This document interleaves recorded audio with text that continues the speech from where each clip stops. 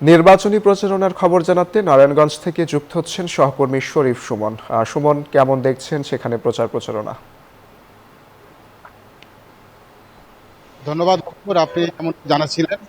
আমরা অবস্থান করছি নারায়ণগঞ্জ সোনারগাঁয়ে।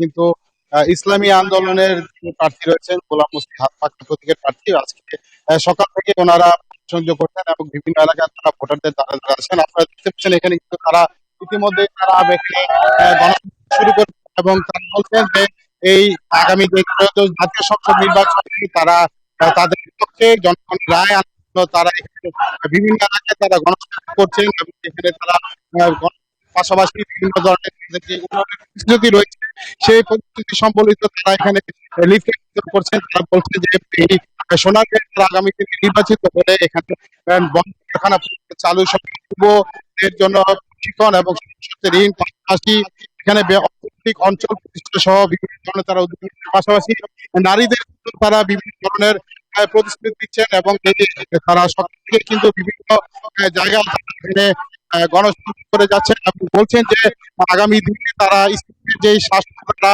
এই প্রতিষ্ঠা করতে চান এবং এই জন্য তারা থেকে তারা গণসংযোগ করে যাচ্ছেন। নারায়ণগঞ্জ থেকে ছিল এই সর্বশেষ ফিরোজা স্টুডিওতে। সুমন, আপনাকে ধন্যবাদ।